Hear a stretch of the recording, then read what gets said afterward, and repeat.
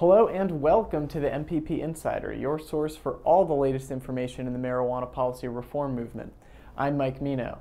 In this episode, we're going to take another look at marijuana in the news. We're going to discuss another edition of Victims of Prohibition, and we're also going to take a look at marijuana by the numbers. First up in the news.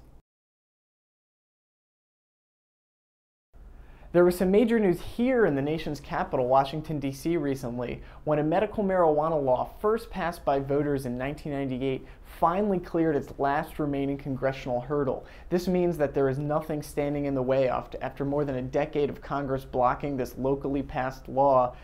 District patients suffering from conditions like cancer, AIDS, MS, glaucoma are finally going to have a chance to get safe access to the medicine that works best for them.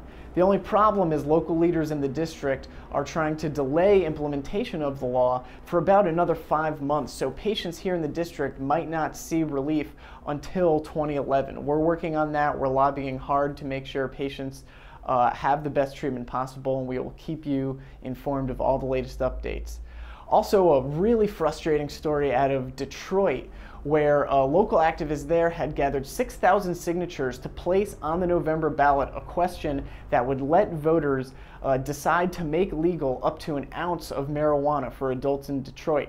In a stunning development, a tremendous affront to the democratic process, local officials there, actually only 3 of them, it's the Detroit Election Commission, voted to remove that question from the ballot to deny voters the chance to say what they want to have as marijuana policy. Luckily, those leaders in Detroit, those local activists, Coalition for a Safer Detroit, are filing an appeal to try to get the question back on the ballot. Stay tuned to our blog for the latest in that.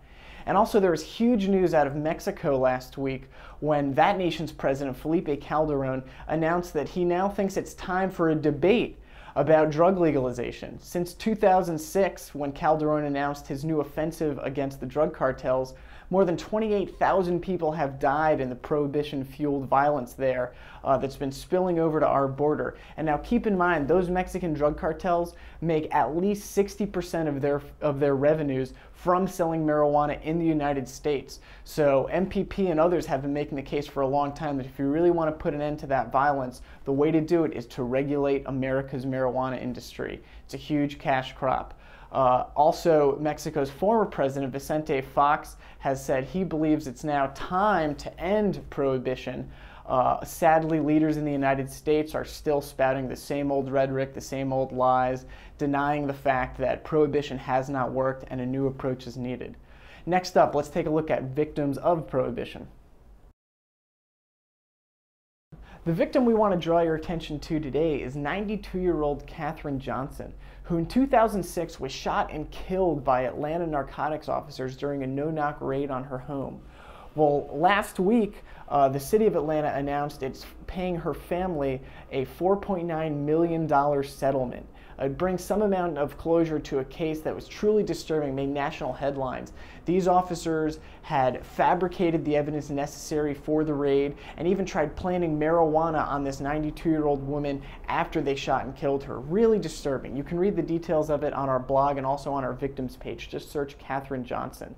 But the important thing we want you to take away here is that raids like this that have truly tragic consequences go on every day in the United States in cities all over the country. We've told you about raids in Las Vegas, in Maryland, in Columbia, Missouri. There's that popular YouTube video that got circulated. And the problem is, these raids don't always make the news, but they continue to go on. We see law enforcement introducing extreme acts of violence into nonviolent situations, breaking down doors. It's something that really needs to be stopped. Stay tuned to our blog because this is an issue we like to cover, and you can read all about other raids there. Next up, let's take a look at marijuana by the numbers.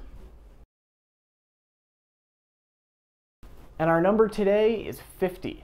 That's the percentage of respondents that told a Survey USA poll last week that they would support Proposition 19, the California measure that would make legal the use, possession, and the ability to grow certain amounts of marijuana for adults 21 and older. This is what we've all been keeping our eyes on for November to see if California will finally turn the page on marijuana prohibition, setting an example for the rest of the nation.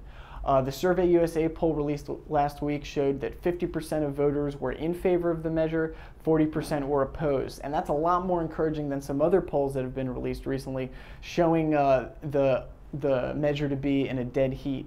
So we're hoping that this resembles the results on Election Day, but it's not enough to rely on these polls. If you live in California, please remember to go out and vote and support Proposition 19. If you know people, if you have friends, family who live in California, please call them up, stress to them that this is an important measure that they should go out and vote for. Proposition 19, November. And that's going to do it for us here on the MPP Insider. Once again, I'm Mike Mino. Thank you for watching.